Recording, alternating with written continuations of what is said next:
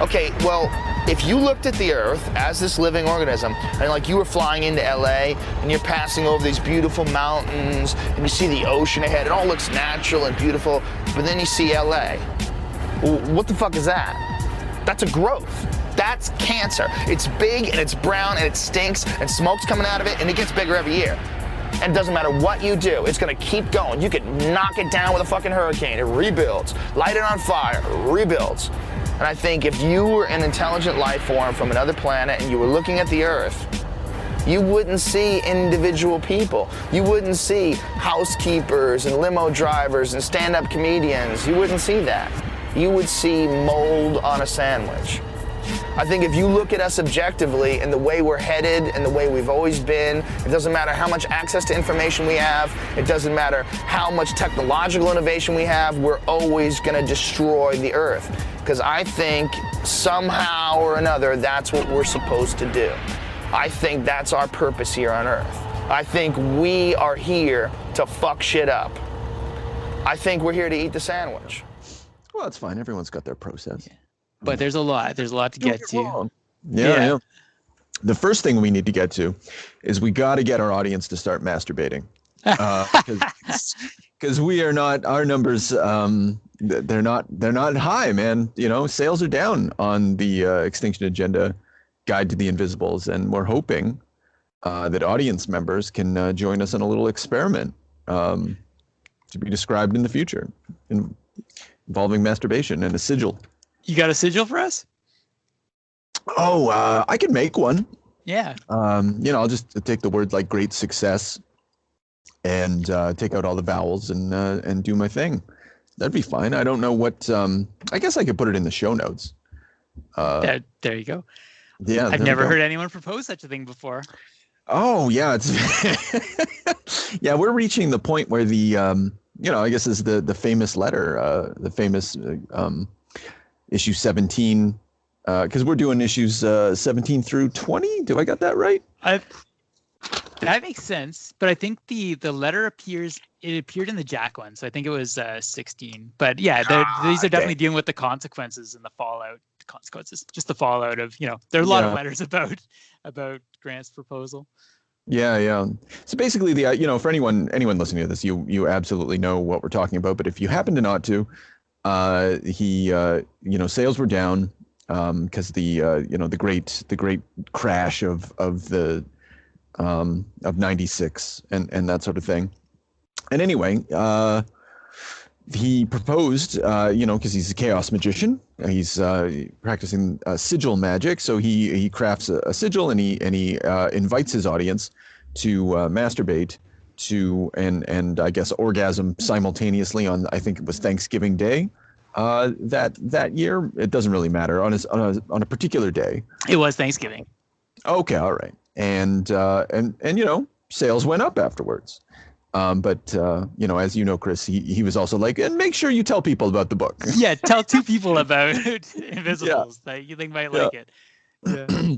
Yeah, if there's a weird, you know, and he just describes all the weird people that you might recommend the book to, and I think that's great. It's such a charming letter, which is lost in the whole thing. Like his attitude towards magic is I'm trying to say they now because and we're gonna stumble on this a lot.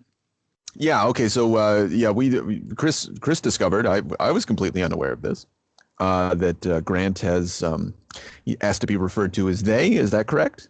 Yeah. So they recently came out as genderqueer, which is not at all surprising given their experiments in drag and that sort of thing during the time of Invisibles and in the practice of magic. So yeah, this was November 20th, and we didn't know when we did our last episode all about Lord Fanny. So yeah, that would have been a good time to bring that up. Yeah. Yeah. So anyway, we fucked up. And we'll try. This is going to be a big. We've been fans of Morrison for a very long time, and it's going to be just mentally an adjustment, and we're gonna do it on the fly. Yeah. Gonna fuck up a couple times. No disrespect intended. Just verbal habit. Yeah.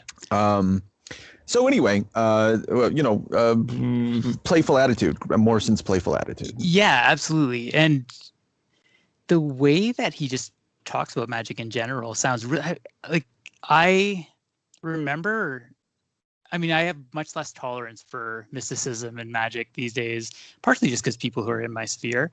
But I remember as a teenager, I was really interested in this stuff. And I think Morrison was probably a big part of the reason why.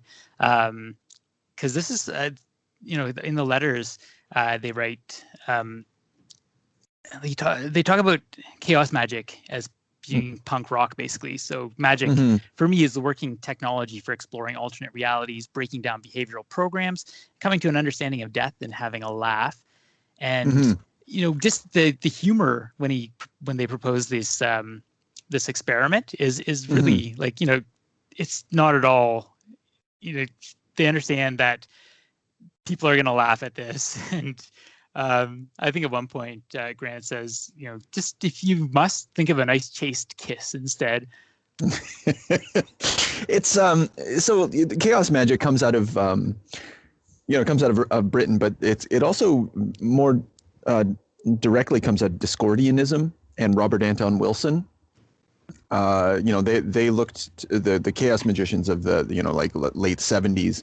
They were looking both to guys like Robert Anton Wilson, and they're also looking to the new emerging science of chaos theory. Like the Liber Null Psychonaut by Peter Carroll, which is like, I don't know, kind of the text for chaos magic that comes out in '87, the same year that James Glick publishes his Chaos Theory, the Coming Science of the Future, or whatever that book. You always see it on shelves.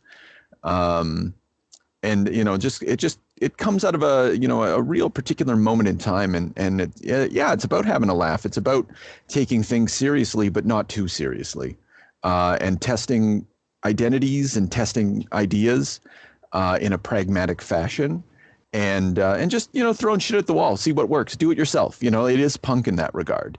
I think of it as it is a punk response to the golden, Hermetic Order of the Golden Dawn. Because they both have the same ends in so many respects, but one wants to be more democratic rather than aristocratic. And I'm talking about chaos magic I mean, it's I was super into that shit. I'm not gonna say I seriously practiced it, but I gave it a go. Guys like Alan Moore and Grant, or people like Alan Moore and Grant. They seriously turned me onto it, and this was my bag. Yeah, it's super interesting, and when people like that are banging the drum for it, and you're young, it's easy to be influenced by it. I think I was too lazy to ever really pursue it, but I had read a little bit on the subject, and I think actually you turned me on to pragmatism in when I was in university. William James's system of thought, and I think even to this day, like I think in that way. And basically, in a nutshell, do your beliefs have a positive impact in your life? Like, doesn't matter what you believe. Like, how do they work for you? And I find magic interesting in that way, in that I guess it's proactive prayer. It just here's a way. You have there's always that thing in magic, like you have to do things to make your intention happen. And I mean, in a way, I think that's kind of a cop out and bullshit. I mean, that's why I don't believe in it, because it's like, okay, so then you do the thing that makes you get the result you want, and then it happens. And it probably didn't have much to do with the magic, but it's also, I don't know, it's, if that helps you, then sure, go for it. And it's kind of interesting. Yeah, I reread a lot of those materials before we spoke today. And it's self-help, Yeah, and, exactly. Yeah, and like self-help in a way that practitioners believe increases positive coincidence in your life, and that really can't hurt. But again, it gets back to Robert Anton Wilson. I remember just some of his earliest in Prometheus Rising. He has those experiments that you can perform. That book continues to be incredibly meaningful to me, even though I think most of it's trash, or it's just funny. I don't know, like a lot of it I just can't get on like truly on board. I'm too learned now. But early examples like always look for quarters. and then you're going to notice that there's more quarters. And is it because there were more quarters there, or because you put more quarters there? And I think that's, it's trying to like fuck up your mind a little bit, so you can become like a confident optimist, which is it's basically what Grant says in his advertisements, for Chaos Magic. And he's like, try it out. If it doesn't work, I guarantee that at least it'll make you happier and more confident. Yeah, and that's valid. I mean, yeah, there's, we know that, if you have a problem in your mind and like you sleep on it, then often the answer will just pop in. So like putting some attention and getting your subconscious mind working on things, like that's, there's got to be something to that. Yeah, I would say so. Accessing your intuition, but as long as, I don't think I'm not sure. I guess maybe it's a thing that we're going to talk about, but like, does he sacrifice sometimes intellect in having embraced intuition? It doesn't matter if ultimately we're just talking about a story and not about a person, right? But we still are, because it's so autobiographical. I feel talking about Morrison themselves is it remains appropriate. That's fair. Yeah. Even in the way they talk about, so much of this arc particularly is based on Morrison's experiences during that time, like the idea of an abscess in reality, like the fact that he was dealing with this giant abscess in his face, like, and the way like King Mob is getting fucked up too. Yeah. Okay. So yeah, we got the Chaos Magic. I don't know. Do we have anything more to say about that? Because I guess we could probably have an hour. Yeah. It felt time to address it, but yes. Yeah. And it's going to text too. Yeah. Well, actually, I want to talk about, and it's related, like some things that we missed in the past and some things we ought to have mentioned, and specifically starting with Barbelith. First, I want to give a shout out to Barbelith Underground and the Bomb website, which is always good for, some old references, like helping you understand the text. I haven't given them credit enough, as in previous episodes. Although I do think the commentary gets weaker at this point. I'm not sure if you've been looking at that material. I never. I remember finding that website a long time ago and checking it out, but I haven't been looking at it here because I just didn't want to be influenced. That's fair. Yeah. And then I want to give a shout out to the Diane podcast, and specifically Mr. Bobsy. Bobsy does Invisible's YouTube, commentaries, issue by issue. He's just reached issue 20 at this point. I haven't watched any of them, but I will say that the X-tinction Agenda is a proud Patreon supporter of the Diane podcast, and you should be too. And Bobsy's commentary on the Invisibles is probably invaluable, and I'm super excited to dig into it. But for the same reason, I didn't want it to influence this any of the conversations that we've had thus far. So I'm kind of excited we're about to overcome him, and because he releases like on a monthly basis or less. Anyway, so I wanted to give a shout out. Take that, Bobsy, but also shout out. Yeah. Shout out, yeah, man, it's good stuff. I'll credit where credit's due. So but we never really talked about Barbelith, the character or entity, in the Invisibles. And last time we specifically said, hey, we could advance a thesis at this point, and completely neglected to do that. So yes, yeah. So I don't know. I just had a big spiel. So I feel you said you bumped into something that was interesting. I'm curious. I did. So there's stuff in these issues, but I also just started looking into a bit of refreshing my mind about Gnosticism in general, which is something that comes up in as an overarching thing, like the idea of archons and things like that all come from Gnostic mysticism. And so I thought it was time to dip back in. And so in the Gnostic tradition, there is an entity called Barbello. Did you come across this? Yeah. I got this. Yeah. So so it's, you could call it an aspect of God, and it's described as the first emanation of God. And in one text in the Apocryphon of John, it's called the glory of revelation too. So it has something to do with revelation. It has something to do with creativity. It's been called the womb of everything. And obviously in the Invisibles, Barbelith has been this sort of sphere that is represented as a red glowing disc, and it's been called a satellite. So it's something to do. It's something up there, so that's. Sorry, a little bit more about the history. So this is all Wikipedia research, I should mention too. Yeah, it's fine. I didn't go But so prominent in the place among some Gnostics.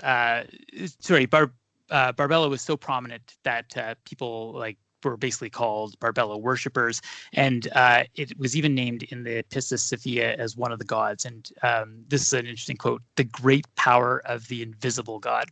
So, So it's right on point. Like all this stuff could be floating around in Grant's imagination. And they say that at the age of 20, they had almost like a mini nervous breakdown, coinciding with magical exploration.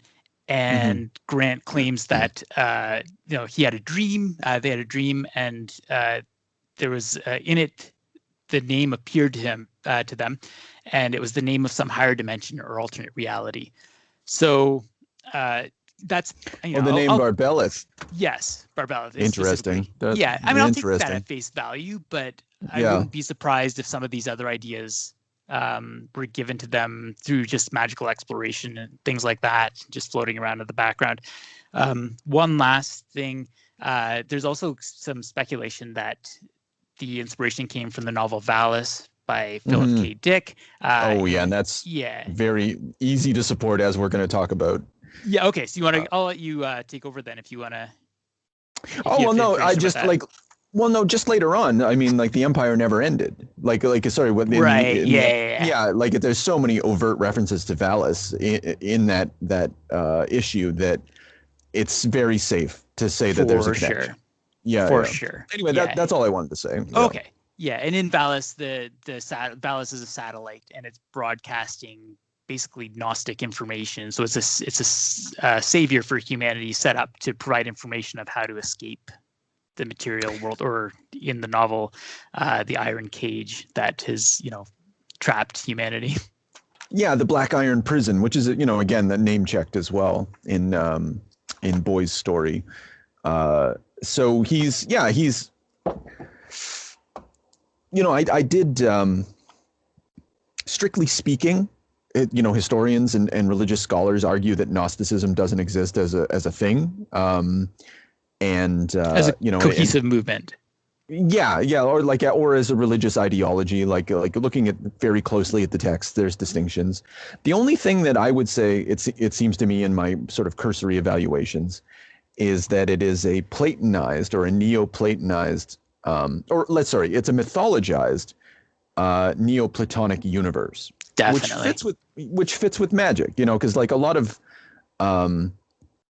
the magical tradition, the Western magical tradition of the late antique era does not exist without Neoplatonism. And so in a real sense, the objectives of the late antique magicians, that's the Golden Dawn people, and that's chaos magic, it goes right on back, so it ties in together nicely. This is a cooler way of expressing it, but it's all, it all harkens back to that. Yeah. I don't even know if he's really conscious of it, because it's not something that the only overt reference to the Renaissance when this stuff kind of proliferated is in his All-Star Superman story, when he kicks on over to Pico della Mirandola, and he was a prominent Neoplatonist who had died incredibly young, but was famous for having I don't know. I think I don't want to get into it. But anyway, but otherwise he doesn't harken back to the older traditions and the older worldviews and that sort of thing. It's right. Just it's latent within the text. There we go. Yeah. Yeah. That's fair. I think The only other thing I want to say about that is, so if we are offering a thesis, Barbelith is there, it's offering some sort of message of salvation. And there are constant reminders that, this is only a game. That's kind of what it broadcasts over and over again. Try to remember this is a game. So that's, it's an element of wisdom that the people who are awakened can draw on. So something which complicates that, because it wouldn't be a good text if it didn't complicate shit. The blind chess player. Okay. So he also reminds people everything's a game, right? But the evil god of the Gnostics, even of the original Gnostics, was Aldabet-Baldeoth, and sometimes also later referred to as Samael, blindness of God. And so there's a sense in which, I don't know, which side are you on, right? Yes. And yeah. So you're speculating that the chess playing man is Samael.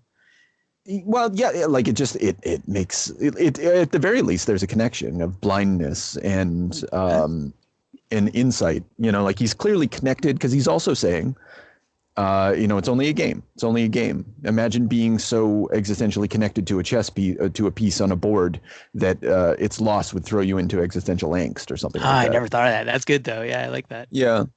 And go ahead. Oh no, it's just like so. Yeah, like it is. There is no. It gets back to like there is no good guys. There's no bad guys. Yes, definitely. Yeah, and I was drawn back to one of the quotes from before, and I don't know what to make of it, but I'd like to cross it with something else that I was thinking about. It'll take us a little off from Barbelith, but so Dane's abducted by the aliens. By what's that guy anyway? Johnson Art. Paul Johnson. And, yeah, he'll be back. So happy. Yeah. Anyway, so he's in there, and it's like the Barbelith is talking to him, or at the very least the magic mirror is talking to Dane. Soul is not in the body. The body is inside the soul, which that's not very Gnostic. In the sense that like old Gnostic, in the Gnostic tradition, whatever you want to call it, there is a theme of matter being evil and soul being trapped within it. Anyway, but go on. No, this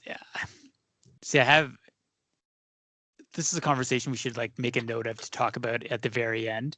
Because I don't want to get too far ahead of us. I actually just wanted to mention too that Sir Miles has something very similar in these issues. When he thinks he's cracking King Mob's defenses, he sees some kind of spaceship in the rock Urulu, and he says, "There's a red thing, Barbelith. I'm trying to run, but it's everywhere. It's coming from everywhere, and it's coming from inside too." Perfect. Yeah, no, that I thought of the exact same thing. Like it's inside and outside don't exist. It's it's the infinity symbol. What side are you on? Right. Okay. So, and I also wanted to posit that they're existing in a voodoo universe, and we missed it. Oh, interesting. So the voodoo universe is described as a world. The world is a flat disk within a cosmic sphere, surrounded by and floating on water. And so flat disk, we got ourselves a comics page. Within a cosmic sphere, 3-dimensional universe or whatever, and surrounded by and floating on water, magic mirror, imagination, like the very thing of magic, which this, it floats on and is surrounded by. And what kind of, and getting back again to the alien abduction, the aliens describe, just as the interpenetration of a spherical form into a 2-dimensional plane is seen as a circle, so too are we. And I don't know. I was like, oh fuck, I get it. I get where magic mirror comes from. Okay. I get it. It's the water that they float in, and so they talk about it being a reflection of the outside. Yeah, but it's panels. It's comic panels. Yeah. Interesting. Yeah, I like that. Yeah, and I think when the Archon shows up, I think there's maybe some support of that. But we'll yeah. Okay, so let's plow on. Well, Sorry, I got one more. Yeah, I got one more thing great. about housekeeping. Yeah. No, this relates. This actually touches on these issues. But in the second issue we're going to cover, there's a character who's briefly introduced in called Dr. Tessin Gupta. It's in one of the Gideon Stargrave I made a point of this. Yeah. Okay, I'll just read this quote now because I think we might as well just mention it in the context of Barbelith and like the soul and that sort of thing. He says he's talking about comparative mythology, talks about the same experience cropping up the world over. And he says the holy man is taken up by the spirits or the demons who strip him of flesh and remake his body, always introducing into it some alien element like the magic bone or stone, always teaching the initiate a secret speech, the tantric tongue, or the twilight language. So this is this is the cosmology. Like we witnessed this in the Lord Fanny issues. She's given the tongue, like sacred tongue, and Dane gets a magic stone inserted in his mind by the alien. So over and over again, that trauma is opening up this revelation, and that's Grant just pointing to just that this is everything. Like this is how everybody experiences this in this world. Yeah, and two complications to that. Like I made note of the exact same thing, but the it takes place within like that speech. Although it strikes me as incredibly relevant. It also it takes place in the Gideon Stargrave universe, which isn't the Invisibles universe, but it is. Yeah. And this doesn't complicate it, but it tells something about the text. It tells something about Grant and maybe even the limits of his imagination, and the leveling aspect that he engages in with respect to mystical and religious traditions. Because I'm gonna venture to say that I'm something of an expert in Neoplatonic spiritual ascent. There's none of this. There's no bone in the head. There's no pain which reveals God. It's apophantic. There's a stripping away of the body, but it has nothing to do with pain. It's just you just enter. The only thing that it relates to is the white light that we saw, the white blank page that Dane found himself in. That struck me as very Neoplatonic. But anyway, otherwise though. So anyway, but that doesn't. It just shows this is the rules in Morrison's universe, which is why I started to think that maybe there are other rules, and Voodoo Universe is one of those rules, because we see it again in Multiversity. I was like, oh my God, the Orrery of Worlds is basically a Voodoo universe, and he's just once again transplanted invisible ideas into his other comics work in a way that I hadn't recognized before. But that's my own thesis. Yeah, interesting. Well, I don't know. Gideon Stargrave. Yeah. These issues are fucking they're awesome. They're so crazy. Yeah, man. Easily my favorite. And we got Phil Jimenez now. Yes. And when asked about why sales might have gone up on the Invisibles, Phil Jimenez is like, well, probably me, and I think that's another path of coincidence, Yeah, that's probably fair. Yeah, because the book takes on a different quality when Phil comes on.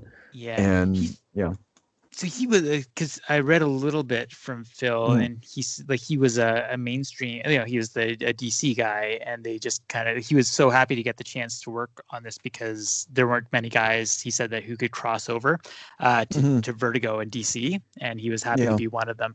I think he said Kelly Jones was that, does that make sense? Did Kelly Jones do art for them? Kelly Jones did art for Doom Patrol. Okay, maybe that's what I'm thinking of. He's Sandman as well. Yeah. Dudes. There you go. Yeah.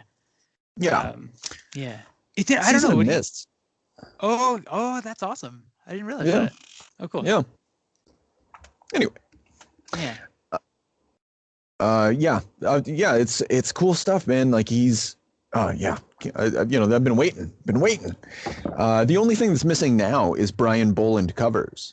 And then the Invisibles has landed. We're fucking set. Yeah, this stuff's good. Anyway, go on. Yep. I was just gonna ask, like, what do you like? What makes Phil Jimenez's art so good, in your opinion? Okay. So it's obviously the detail is extremely useful. He can keep up with Grant in the way that others can't. And he handles diverse environments. Actually, I don't know if I'm going to say diverse environments, because otherwise it's just like white rooms and deserts. Actually, looking his backgrounds maybe aren't so strong, but you can, just on a basic level, everything that's happening. So we'll start with that. Yeah. Everybody's emotions are very clear. And he can go to weird places, like his King of All Tears looks fantastic and rising. And all of the, Boy looks distinct. Ragged Robin looks cool all of a sudden. Like I'm looking at this picture of the mummy that he draws, and of ancient Egyptian antiquities, and he handles realism and naturalism extremely well and melds it with the weird and in a really effective fashion. Yeah, I mean, I could go on. Yeah, he's like, I'm looking at someone's suit right now. He clearly thought about the materials of it. Everything I don't know. It's good stuff. Yeah, there's definitely like real intention there. I also, one thing that stood out to me is that there's a real cinematic quality to it too. And I think he just has this sense of like, like zooming in, using white space, magnification, and just like changing angles and stuff like that to really give you a sense of movement. So the action scenes really pop. Like it starts on the sequence of a boat chase. And it looks like something out of the Last Crusade, like the sort of boat exactly. Yeah, it's fucking cool. Yeah. And he also does, like, his violence is like, it can be disgusting, which I think is awesome. And I think that is thematically like a choice that's made, particularly as we get into to volume 2. But we'll have time to talk about it then. Well, I think we've already heard bits of it though. Like when I almost called him Gideon, when King Mob, the price of the cost of living is, the cost of life is just going down and down, something like that. Right. There's and then Dane's own disdain of violence and gunplay, and growing impact on the rest of the cell. Yeah. Yeah. And actually, now that I'm thinking about it, like,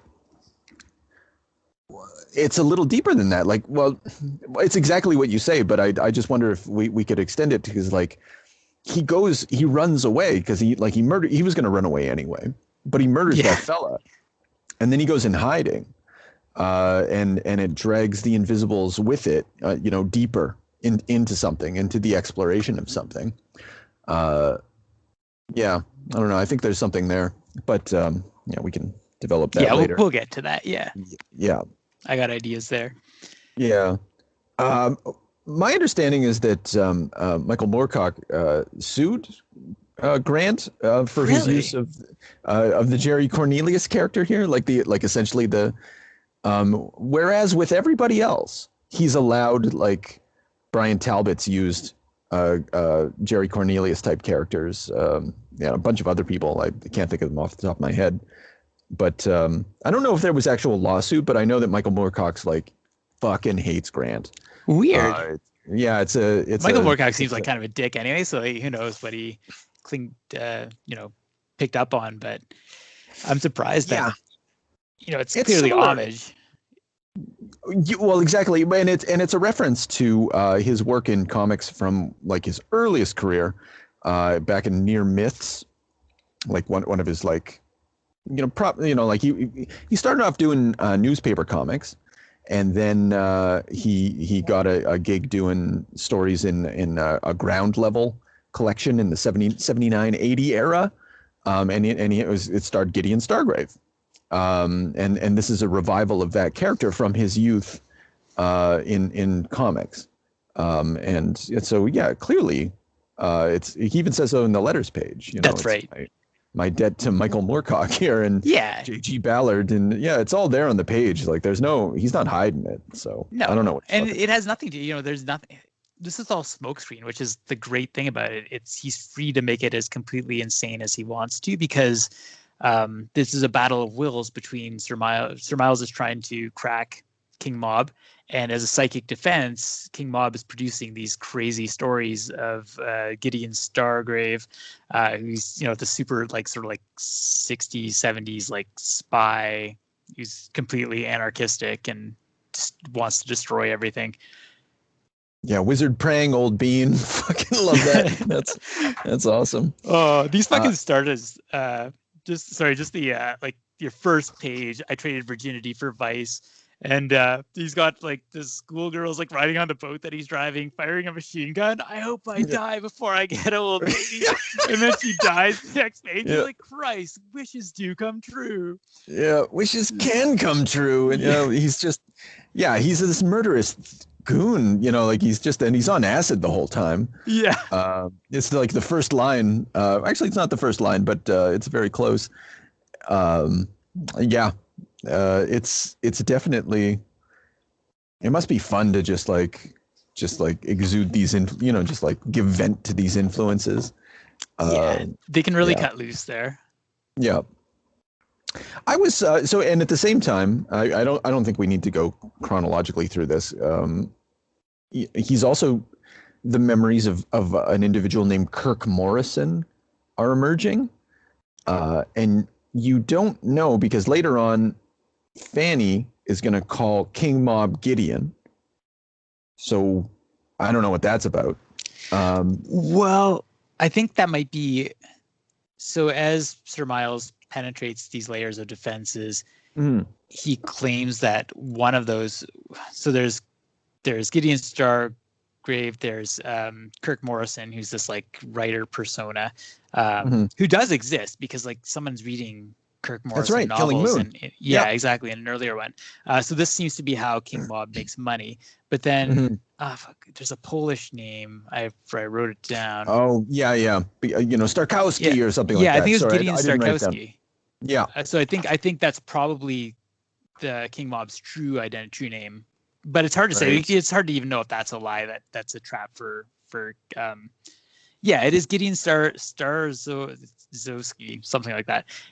So as he cracks the defenses, he says his dad was a Polish artist, his mom an English radical, and played in bands and stuff like that, until he started writing stories to make money for this quest to uncover the secrets of the world. Yeah, I love that scene. You, the Polish boy, Starzowski, Starozowski. I burn all the churches, sir. Tear down the government buildings. Blow it up. Blow it all up. And that's, earlier when we were talking about Dane, I remember in our last conversation, I was wondering how much Dane is inside, or how much of Dane is inside Morrison. And maybe that's the answer right there. Yeah. Although I think that this is still offered as something to be corrected. A lot of this arc is setting up the original terms of radicalism in the Invisibles, and the entire rest of the series is going to challenge that idea constantly. Yes. And King Mob's going to, that's fair. All I meant though is so Lord Fanny is autobiographical. Yeah, to some extent. King Mob is meant to be autobiographical. Definitely. And then I wasn't sure if Dane was meant to be autobiographical. Right, and it does seem to be somewhat. Yeah. I do remember what you're saying in that moment. Yeah. Yeah. Yeah. Sorry, just at that moment, Sir Miles, I think, offers some really great. He's fascinating because some of what he said, it's not just a straw man, there's some really challenging questions that he poses as he's interrogating Mob. And he says the rebels are all very clever when it comes to criticizing the social order, but they're not quick to suggest alternatives. Do you have any useful ideas how we might improve things? I think that's something that, Grant's going to be grappling with throughout this whole thing. It's funny. I find the left has come a long way, but I was just kind of reflecting on, how I felt about that criticism as a teenager, feeling I don't know, what are you, anarchy, that would be a good answer. But now, the things just practical things proposals for universal basic income or defunding the police and diverting money to social programs and things like that. It's like, yeah, there are some pretty good ideas. Fuck you, Sir Miles. Yeah, but it is the ultimate conservative counter argument, Yes. you know, like, oh, you don't know what it's like to be down at the mines. You know, you don't know what it's like to run government. And admittedly, it's a valid conservative question. And yeah, but everything that flows from that becomes evil. Yeah, in the case of Sir Miles. Yeah. It's the beast saying, you know, like, my job is 50% of the people survive, then I've done my job for the day. But at the same time, yeah, well, I would, you know, jumping ahead. I was also struck I think it's a little bit later on. You know, he says, you know, he's talking to King Mob, and tell me that this doesn't sound familiar.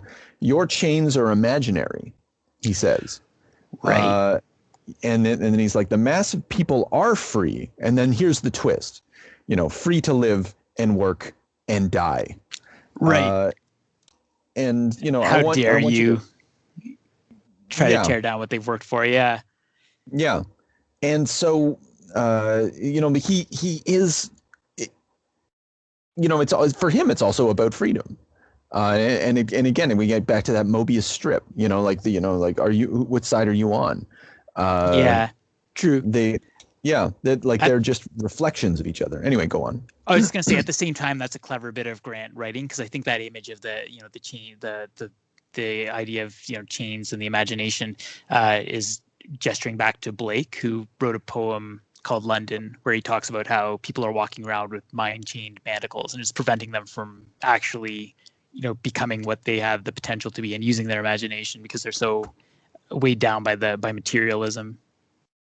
Yeah, and it, you know, Tom of Bedlam, you know, like you know, it's been there, you know, the whole time, and the connection to Blake is you know, Tom of Bedlam's kind of a Blake character. They even when they went into the alternate world, it was like they made a reference to Urizen. Right. Definitely. Yeah. So anyway, you know, not a surprise. But it's just an interesting parallel. Like that's where the ideologies strike. You know, like you're free, and where Tom of Bedlam's like, you want to grow up to just look in front of the telly the whole time. Sir Miles is like, we want you to sit in front of the telly the whole time. Right.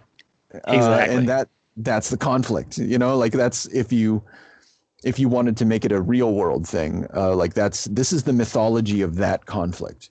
The Invisibles is, and that's something I've always really kind of loved about it. Yeah, 100%. Same here. Yeah.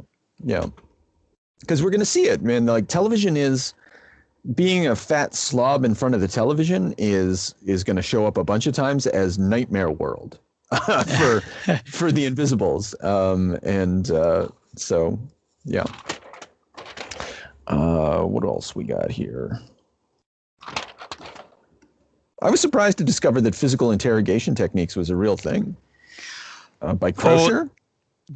The disconnect somebody's eye and leave it dangling so you can see. Yeah. You can buy that shit on Amazon. Yeah. It's like, that's Jesus. fucked up. I went looking once before and I didn't find it. But this time when I looked, I found it. Anyway. There we go. Well, Amazon has risen in power. It's generating physical interrogation techniques now. Yep. Archons are here.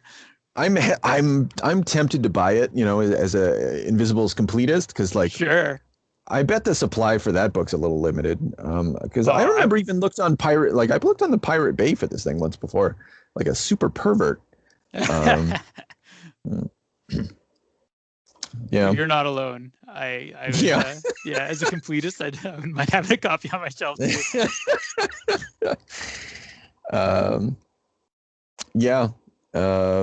I don't know. What's next in your notes there, sir? What's next? I mean, I just to close off the Gideon Stargrave stuff. Just like, sure, there's so many fun moments in that, and just a few things that jumped out to me. Well, one thing. So he's got his sister, and she's dressed in like black and white, which is another image of that, which side are you on sort of thing. And she says that they're more they're more all realities now than television channels, and like that's another sort of thing that I think kind of foreshadows the ending. But then just like the sort of like fun, just throwaway lines like Margaret Thatcher wants to have Charles burned in a wicker man this summer. She reckons it'll bring down inflation. Yeah, those are it's an opportunity for like, I guess it's a quip, and then it's also a comment, like a lot of Vertigo, and I guess a lot of British, put Alan Moore in that list as well. Like it's all about Thatcher.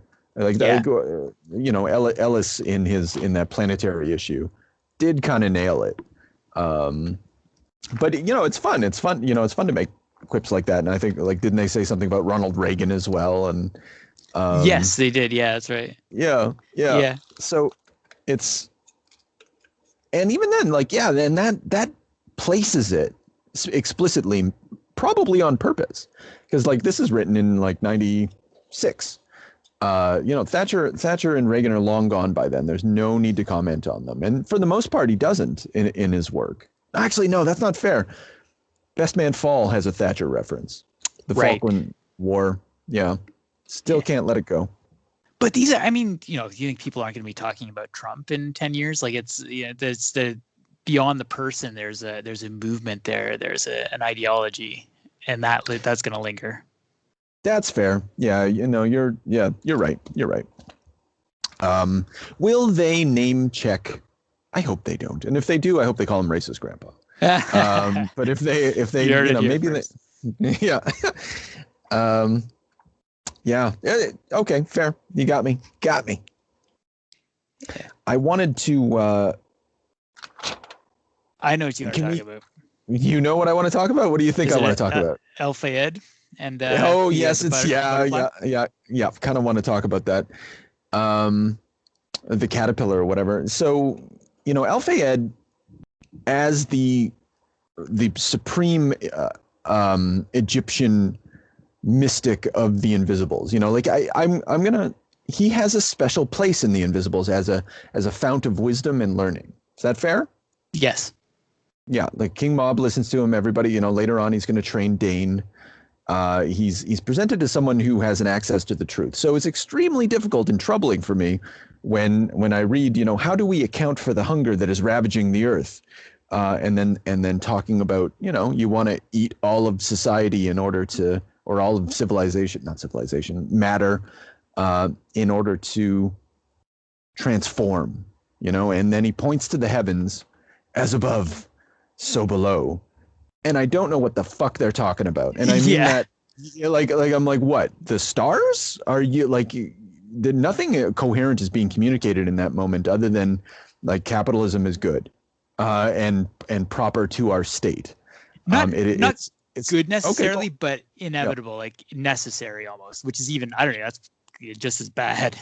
Yeah, no, it's the naturalistic fallacy. Just because cruelty exists doesn't mean cruelty should exist.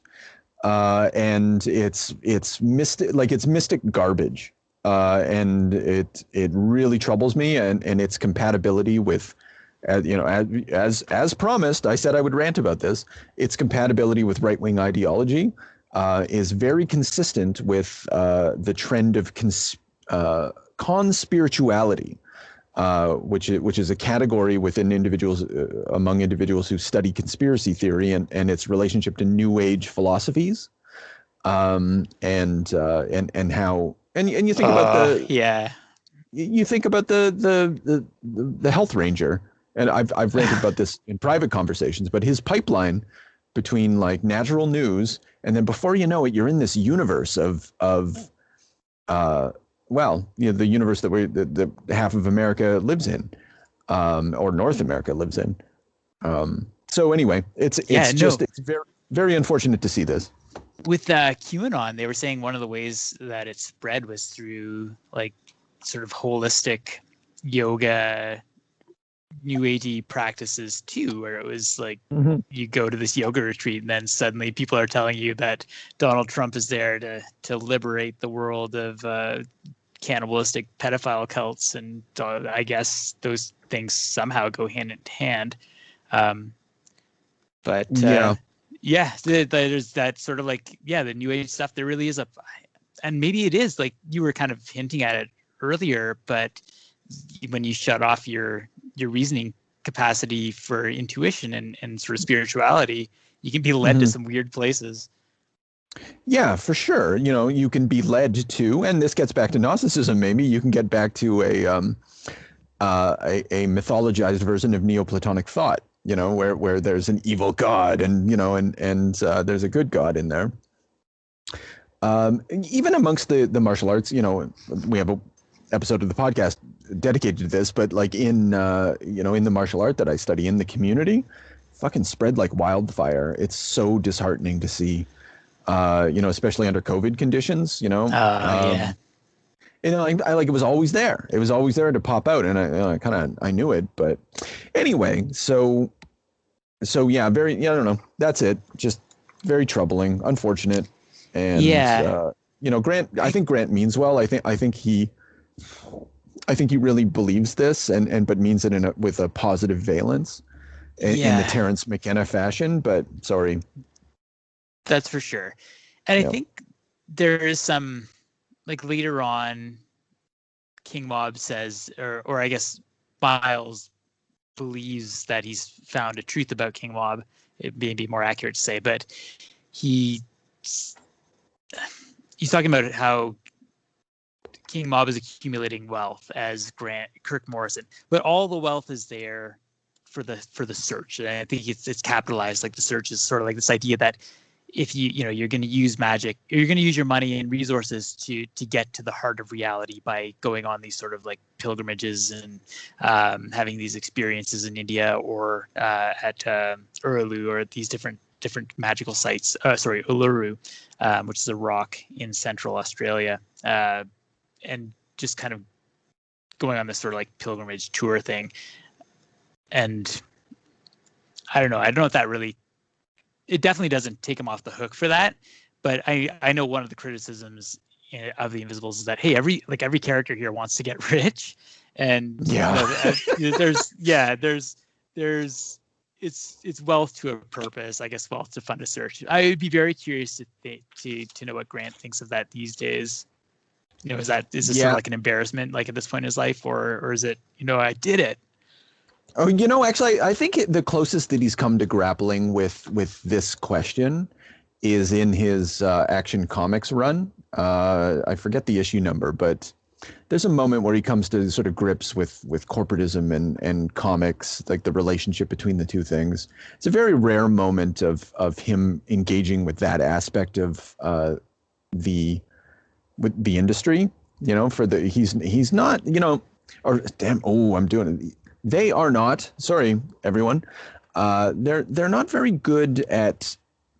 They're very good at playing the rebel, but when it comes down to like, Grant's never going to start a union, Grant, and I don't. It just strikes me. It strikes me as very superficial. That said, what you're talking about, the individual becoming a millionaire in order to go on the quest, like that too is autobiographical. Because Arkham Asylum sold like 500,000 copies and made him a millionaire. Them a millionaire. Fuck. And so I see some of that as well. But you're right. They did go all over the place, and it did result in the Kathmandu experience. So maybe that is the justification. Yeah, and I think part of the, I think where Grant is comfortable, or if giving them full the credit, or at least trying to come to terms with their mentality. Mm-hmm. It's that comfortable.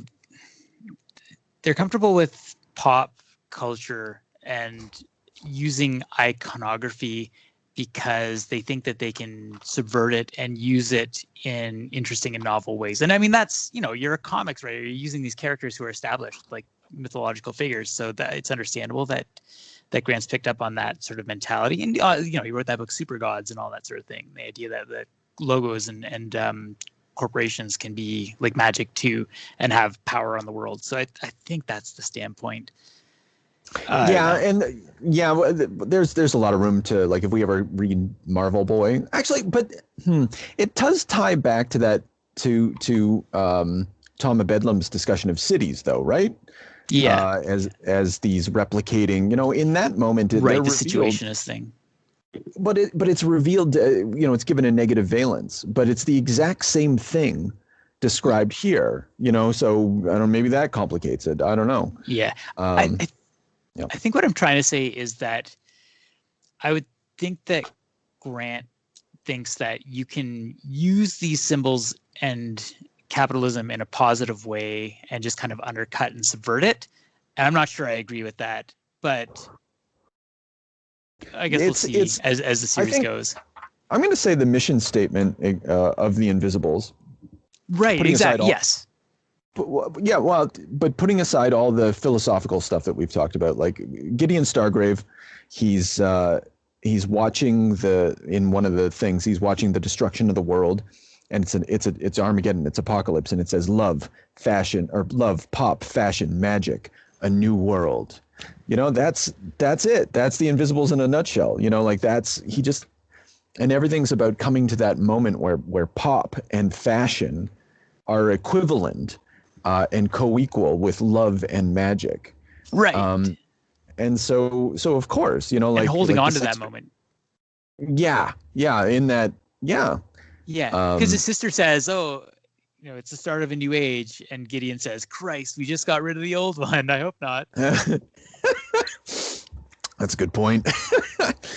Either way, though, I think whatever Morrison's relationship with neoliberalism and all that shit, I think this is the key to unlocking it. If you could find a way of like elaborating on this in an extended essay, I think you'd come close to where maybe they stand.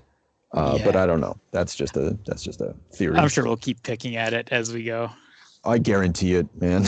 I guarantee it. Yeah. I think we can probably put Gideon to rest, but there's the I think so.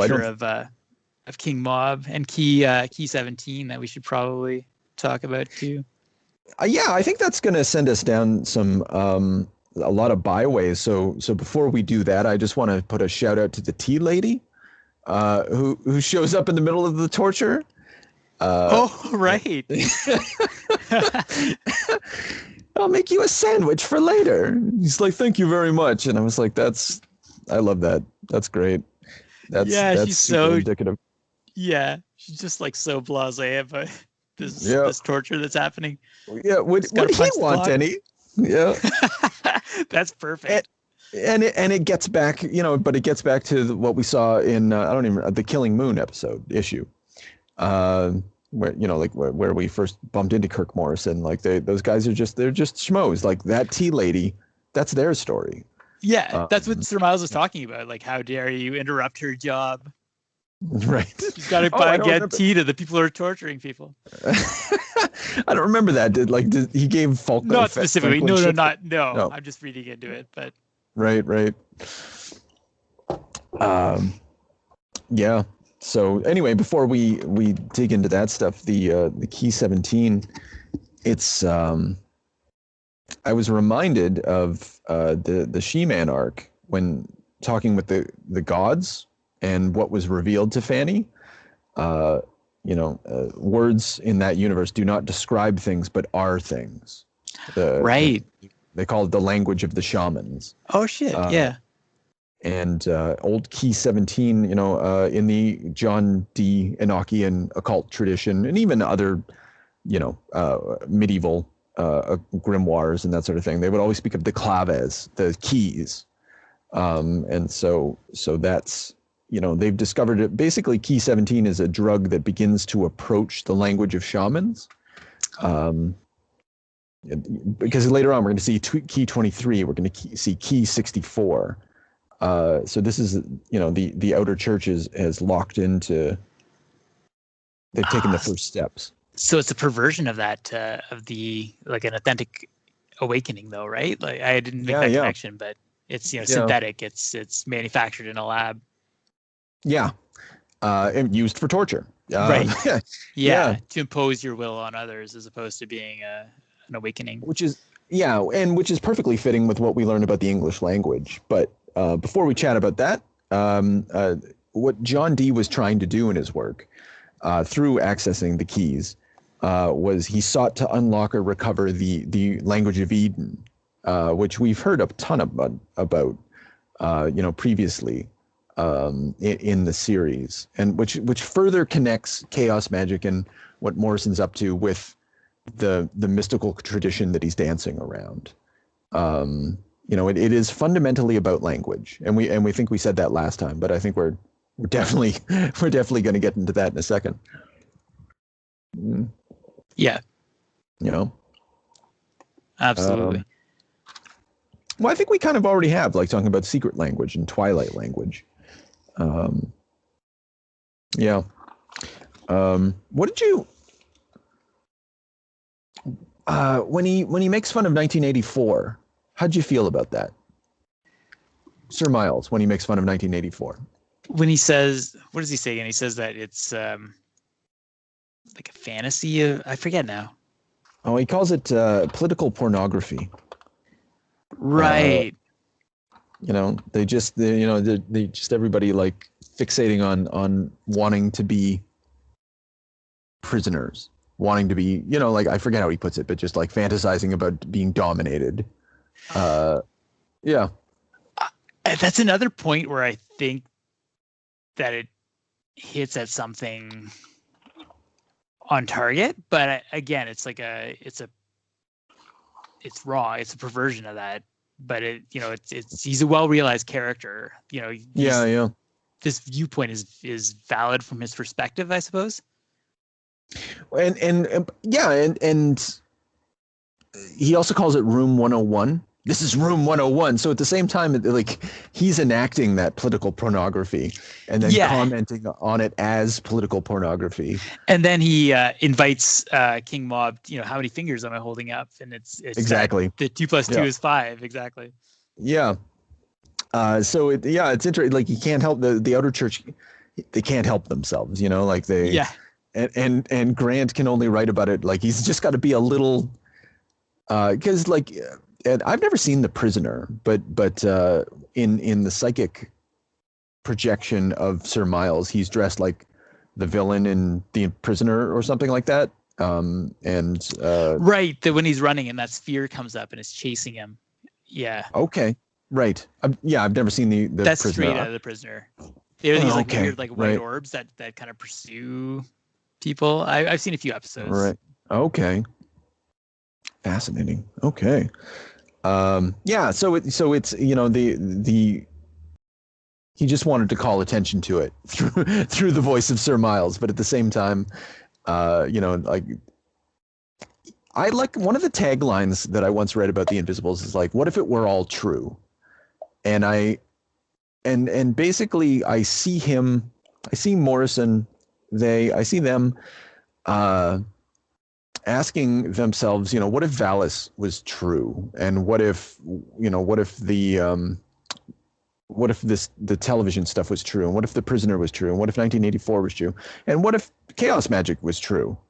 And just like all the things that they just really enjoyed in fiction, it is, oh shit, this is the League of Extraordinary Gentlemen. This is Morrison's League of Extraordinary Gentlemen. What if all the fictions I enjoyed as a youth were true? And right, yeah, good point. Yeah. Yeah. Fuck. Weird, yeah. Yeah, I don't think I'd made that connection before, but the parallels between those two individuals. Yeah. Yeah. If only they could just get along. Yeah. Well, they don't have to. It's fine. Anyway, key 17. So then afterwards, he reveals about the English language. Sir Miles does. He's like, we're so far beyond them. Yeah. So I guess just not that anyone who's listening doesn't know this, but it's a drug that makes you see whatever words are put in front of you, you'll see it as reality. So Miles shows him a bucket full of, it's just a paper that says fingers, like little cut out words, and then he drops me. He's like, look, little bits of you, the first little bits that we took. And he just like, Mob experiences it as his fingers being thrown to the ground. It's fucking grotesque and awesome. But and I man, torture is a real thing. And it's a nightmare. Like, if we really think about it, anytime I've heard stories about torture, and sadly I've spent a good amount of time listening to stuff like that. He's like, this is the first hour of the next couple days, and it's already so bad. And you just think, you in that moment, I don't know. Morrison's very good. Yeah, actually, this is a moment to pick out something about Morrison and the style of his writing and action, because he'll give you a scenario that's pretty terrifying and like hopeless seeming. He even does this with Batman later. I don't know if you ever. I never felt that King Mob was frightened, like truly frightened. He was acting like, no, I'm just Kirk Morrison. And then when you looked at him, he would just sneer or something like that. You get the sense that he was in control. Yeah. Go on. There's a performance there for sure, but then in the hallway when Fanny springs him, he's like, "Oh, like what does my face look like? I don't think I get a bear being," because they show them, they say that like they've fucked up his face with necrotizing bacteria that just, whatever he sees is like just like nobody will ever want to look at him again. Mm-hmm.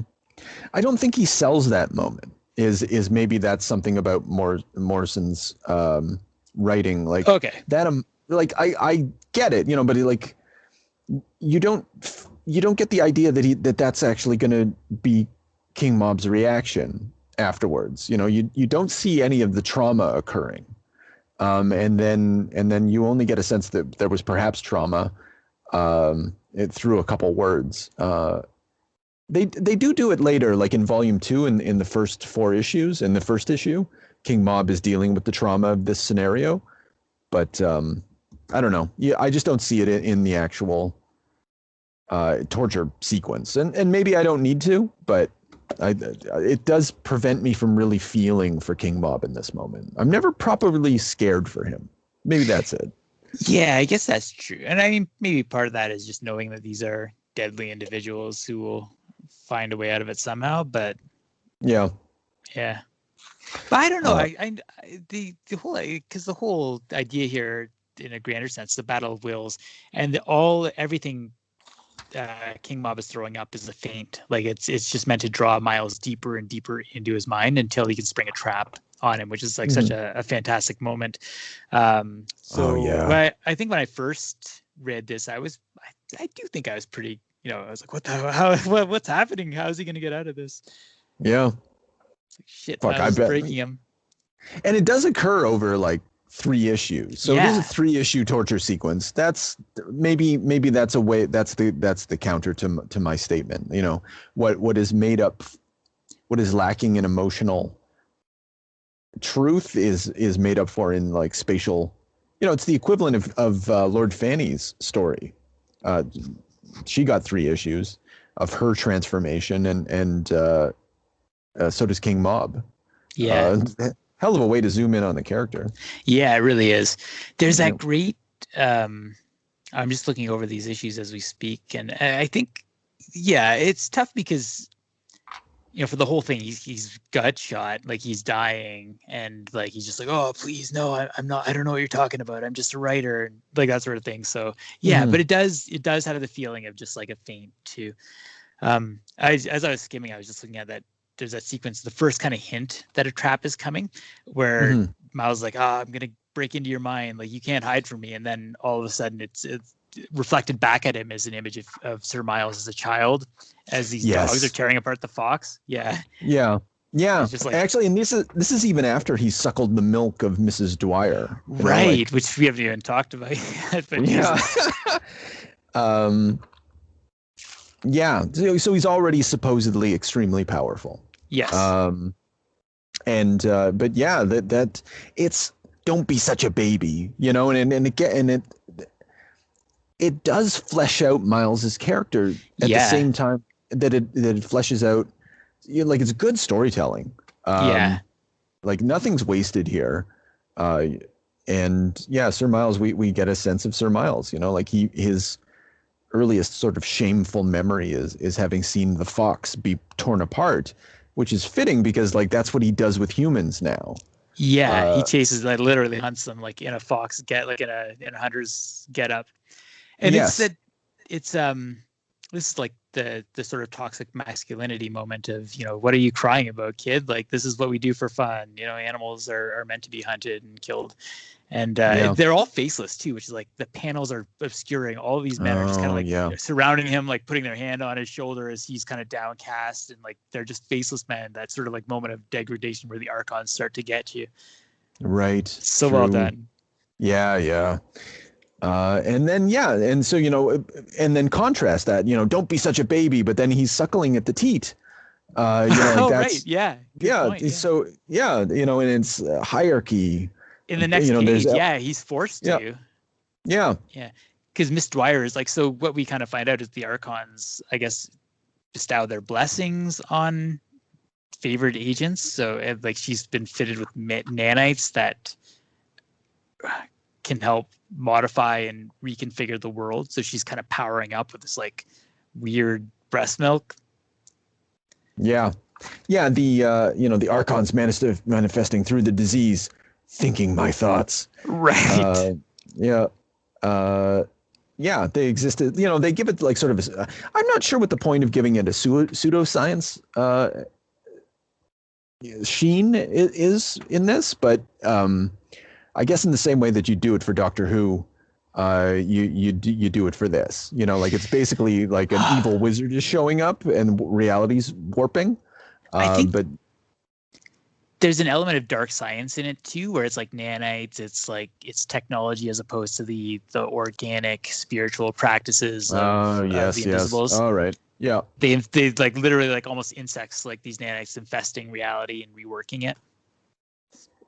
Yeah, they're referred to like obviously there's insect imagery in her eventual transformation, and later on they're going to describe hive-like humming, and King Mob in the hallway is going to be like, do you hear that? Insects.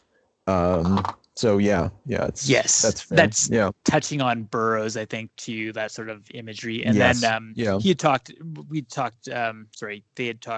about that experience where when they were tripping and practicing voodoo, the scorpion Loa had came to Grant and was, promising to make him a psychic assassin. And this gets worked in, this is the punchline of these issues. Yeah, because they taught me psychic assassin techniques. They taught me psychic martial arts, and that's what he uses to beat Sir Miles. Rips his aura. Yeah. That sounds. I don't know what it means, but ripping your aura away sounds horrible. And it's just like this special, like it's a judo move. It's it is. Even though it's dramatized in one way, like it's a martial arts principle. Like you've got the individual like attacking you, and then you suck them in. And you beat them that way, and use momentum against them, and that's essentially what he does. But through psychic memory attack, it's smart. Yeah, for sure. Unsurprisingly. Yeah. Oh, Edith becomes fucking very frightening all of a sudden in these flashbacks. Yes. She becomes very sinister and associated with, I'm going to assume, Shiva? Callie, I think. Callie, okay. Anyway, Cannibal Queen of Extinction, and it's got her like old lady smile with shadows all over her face, and you're just like, that's Edith's not, she's really growing. And there's recurring imagery of sex and death in this, and that's like kind of caps it off. But I don't know if it's going to pay off later, but I did kind of notice that. Yeah. Yeah, I don't know when it'll. Yeah, okay, that's interesting. I mean, it's not the first time we've seen cascading imagery of sex and death, though. That's true. Like that's yeah. we saw that in Lord Fanny's story. So maybe it's just like King Mob's elements of that. But yeah.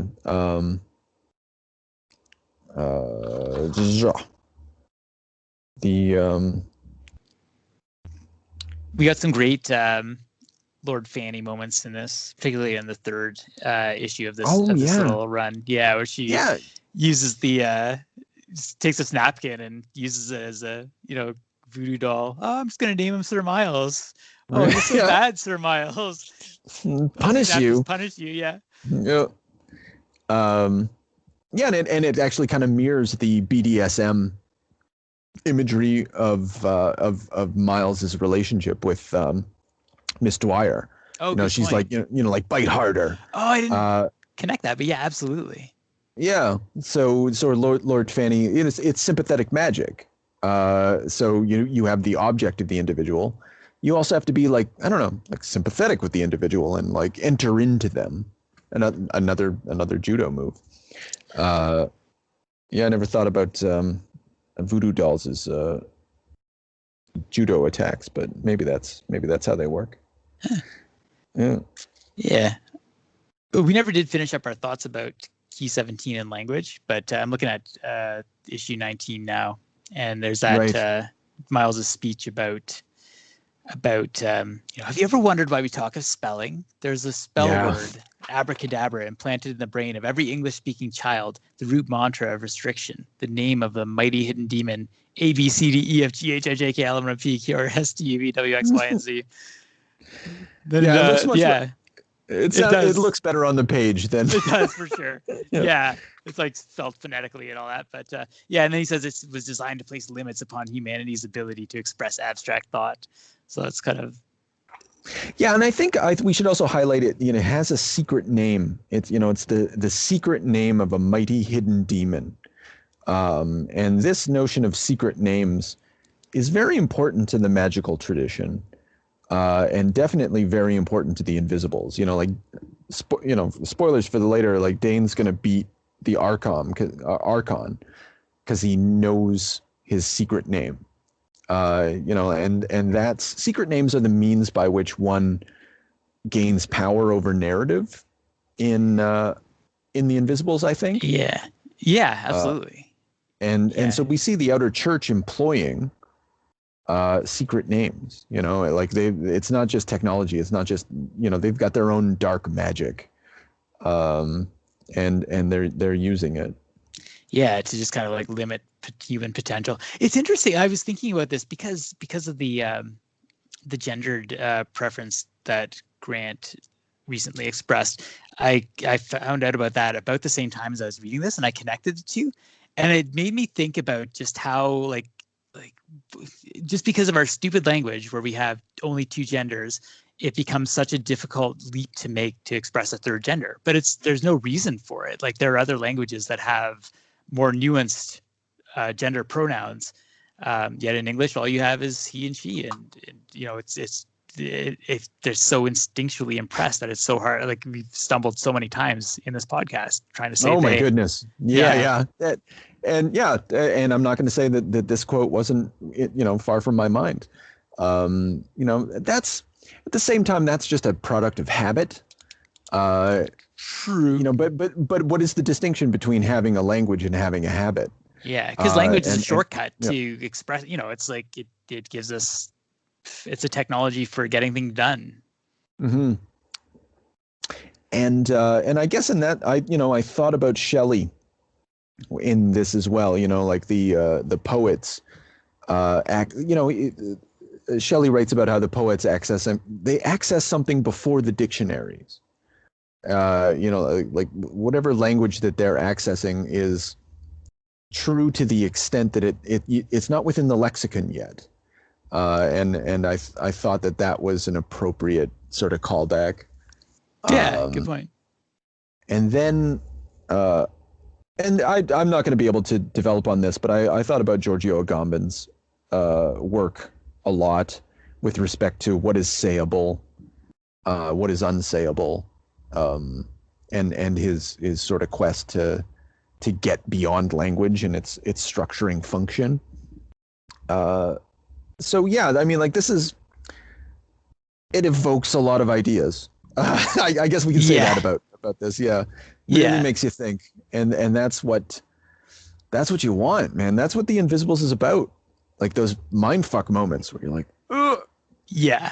Every time I read that part, I'm like, ugh. Like I've, like 10 times, and it still like wows me every time. So yeah, it's cool. It's fun and postmodern. Good job. Yeah, yeah, that's exactly it. But between it though, like I think it also gestures towards what we're seeing and what I said earlier, like illumination in The Invisibles is apophatic. It's like a negation of thought, and it's the elimination of things until you're left with nothing, and like until you're beyond language and description among the ineffable. Which is a Gnostic thing. Well, like you could plug it into that. I see it. I would argue that it's a Buddhist thing, like that the sort of ultimate enlightenment in the Invisibles is the sort of perfect emptiness of mind that would be enlightenment. I think that's Jack's journey. But so when in whatever passes for Gnostic literature, there's also like the ultimate God is the one, it's the one beyond everything, the one beyond being, or the one beyond becoming. Yeah. I see what you're saying. So there's possibly some influence there too, like between Eastern tradition on Gnostic thought. So it's who knows what. No, I'll say that that's categorically not true. Okay. It's very like Neoplatonic thought goes there into that space. Which fine, like the two traditions are very compatible, like on a very abstract basis. Like if you squint your eyes and don't look at the details, they fit very nicely, and that's and I think that's Grant's MO really. So it could go either way. I did but within language though, I love that when King Mob has, we already talked about like feeling things at the molecular level, you get like cable lexic neurostasy, Kabbalah, and then, it's Kabbalah, lexicon, neuron, something, info placental hallucinogene systems. I guess it gets back to, Barbelith being like this placenta and hallucinogene systems, like these biological constructs that don't access reality.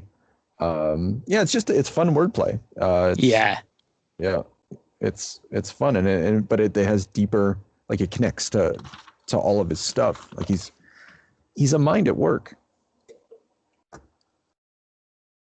Absolutely. I don't know. I don't think I have much else.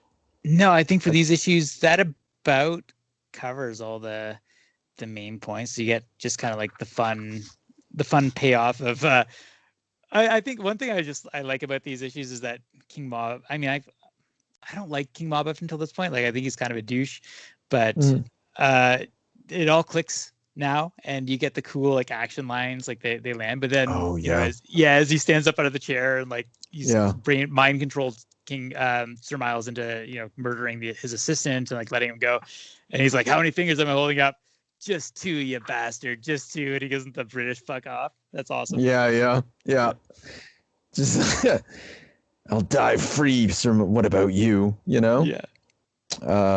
It's cool. I in the same thing though, I was admiring how Boy obliterates a man's nuts just as she's giving him the uppercut, palm strike, attack. When she tries to get to King Mob's apartment. Right. Yeah. Yes. Which adds to the but in that apartment, the police, they find Kirk Morrison stuff. So how deep do the layers go? is always a fun question with the Invisibles. Like what is his identity? Yeah. Yeah. Well, I definitely take it that Morrison is a persona that he uses, like that it exists. But yeah, exactly. I think that there's definitely different, at least 3 layers of 4, I guess, because there's also King Mob as an identity itself. Yeah, and the last thing we see from Gideon Stargrave is he's upside down, and he's like, I had an experience of like being tortured, which implies that he's the real reality. It's also I didn't connect this before, but that's an Odin sort of image. Like, didn't Odin hang upside down for wisdom? Yeah. Yes. Yeah. And it's a tarot thing, and but either way, it's just, and it's just one of those fun little meta moments. Like, maybe it was just that's right. Yes, I see what you're saying. Yeah, because it implies that perhaps Gideon is dreaming the universe, and it's the opposite effect. Yeah, sure. Yeah. And and then you never see it again. And is that what the Invisibles was about? Yeah. Yeah. I like it. Yeah. Okay. So, how I became invisible. One last to cover issue 20. Oh. Yeah. No. That's I'm setting it up. I don't know why. Yeah. Yeah. The art's very. Oh, go on. I was just gonna say this one won't be as nearly as long. No, I don't think so. I don't really have much to. It's strange. It's strange by the numbers, but it's still a good story for Boy, like a good origin. I was struck by its, like, up until now we'd been in British conspiracy culture, and then you get over to America, it's very recognizable. Yeah. Maybe chillingly. This is, I don't know. I wasn't aware of these conspiracies at the time, but my exposure to this is definitely through the Alex Jones FEMA camps. They're going to round us all up and send us to these camps, the all true patriots sort of thing. So it's weird, like it's weirdly relevant, and yet weirdly, because it's been, I guess, co-opted by the sort of right-wing conspiracy culture, is also maybe just a bit uncomfortable. But I mean, I don't know. I mean, it's. I don't feel discomfort about it. It's these, in the same way that, like, I don't know, if you were to ask me to parrot conspiracy culture in 1994, 95, like listening to Art Bell, Alex Jones, it would look exactly like this. And then you give it your explicit Philip K. Dick Sheen, like an American writer, and I don't know, like this is just his portrait of it, in the same way it's in the same way that it is his portrait of voodoo when he does Jim Crow, like those stories. It's like, here's another universe. It's the American black political conspiracy universe, and that's its own flavor. Yeah, that's all fair. I think when I use the word uncomfortable, I think it's just, I don't know, just. I think it's the project of taking conspiracy and saying, what if it's all true? It's just kind of like, it's a little harder to stomach in 2021. I think especially, in light of, actually, I should be in more agreement with you, because obviously I'm giving him shit about his allegiance or their allegiance with I don't know, the neoliberal project or whatever, via mysticism. But maybe isn't this also part of it? It is. But at the same time, this is I think X-Files is also guilty of that as well. Yeah, for sure. In fact, when they rebooted X-Files, they had a really hard time. Like, they really tried to change the tone, because I think Chris Carter was very aware of that, that you can't really do conspiracy in the same way after 9/11. I mean, that sort of begins to take on I don't know, there's always it's complicated. There's always a right-wing, like, paranoia behind a lot of it. Yes, yeah, And yeah. you know what? But Honestly, I don't like to get like I don't want to like make this all about white, because this is a story about how like black people being rounded up, black activists, and like sent to secret camps. And I mean, I can see where that sort of angle would come from. Yeah. Yes. It's especially appropriate. You know, It's like rooted America's in still a reality. prison. Yeah, America's still, you know, it is about that fissure in America. You know, yeah, but at the same time, like, these are white paranoias. You know, like I don't know to the extent that this had entered into black culture in 1995, 96. You know, like their concerns were, let's say, medical. You know, and also they had the practical realities of a history of slavery. They don't need these elaborate black helicopter fantasies. You know, they just have their own historical nightmare. Well, there is like, you know, shit, I can't remember if it's CIA or FBI. It's probably CIA, but like, you know, interference with the civil rights movement, and, you know, assassinations and yeah, totally fair. Yeah. Yeah. I think I've even heard people speculate that, you know, like drugs flooding black neighborhoods was part of a strategy to, you know, break up the influence of black radicals. Yeah, I don't. I can understand how minds would go there. I don't think that. I don't think there's evidence. It's conspiracy. Yeah, for sure. Yeah. But yeah, man. Like, you know, Tupac's still alive. Yeah. Well, yeah. This is definitely, I think. I mean, I don't know if this is really. I mean, the guy's called Easy D. He seems to be more of an Easy E figure, or just you know, like an NWA sort of guy. I think so. Anyway, just to specify, boy was a cop, and her older brother was like super cop. Her younger brother is a rapper, and it appears that, you know, the rap guy is this piece of shit, but as things tend to happen, he knows about all these conspiracies, and the older brother, being an authority, is supporting them, and he wants to get out, but he gets rounded up and put on the train to the camps. Right.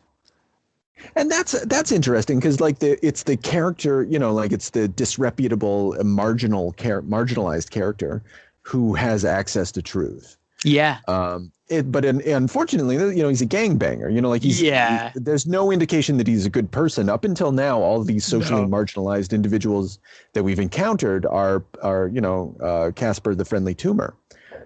And yeah. So that's interesting. The portrayal's really clumsy too. Like when we were first introduced to Easy D, like he's like shows up at his mom's birthday with a box of like candy that isn't wrapped, and, you know, boy says, you know, did you take you 10 seconds to steal that? He's like, no, maybe 20. It's like, right.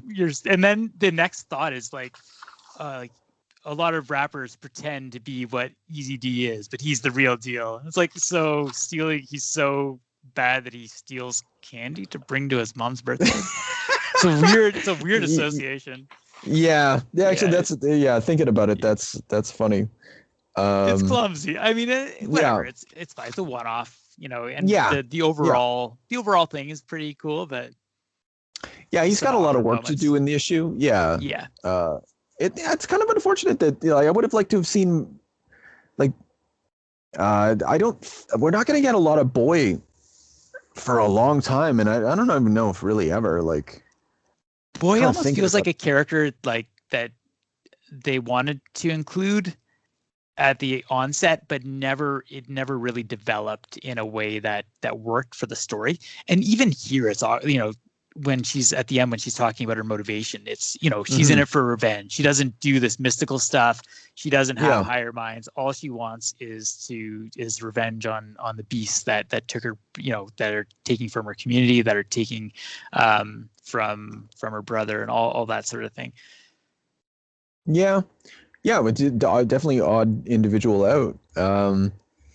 I do, you know, I mentioned in the past that I thought well of where Boy lands in this series. Yes.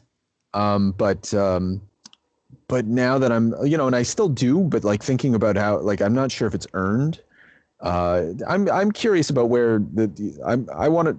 Obviously, we're gonna, but I want to pay more attention to like Boy's story going forward and like really how much it develops, because like I only remember her relationship with Dane right after this, and it kind of becomes like that to the extent that it exists at all. But that just might be my faulty memory, and we'll bump into some stuff. But yeah, some good moments at the end of this one. Like I like how because she confronts all the government at this train station, and like people are pointing Uzis at her, and it's like, how is she gonna get out of it? But they're just like, yeah, like wait till we leave and then kill her, and then she uses her martial arts, and then her his brother comes. Oh no, her partner. Yeah, her ex-partner comes. Yeah. And you think that they like just disappeared him, but no, he made contact with Mob. He trained, and now he's part of the Invisibles, and he gets her into it. Yeah, and the only reason he didn't properly save her is because of traffic, and I think that's so charming. Yeah, it's very earthy. Yeah, it has a different feel. It feels like it does feel like a mystery comic or something like that, which is kind of fun. Yeah.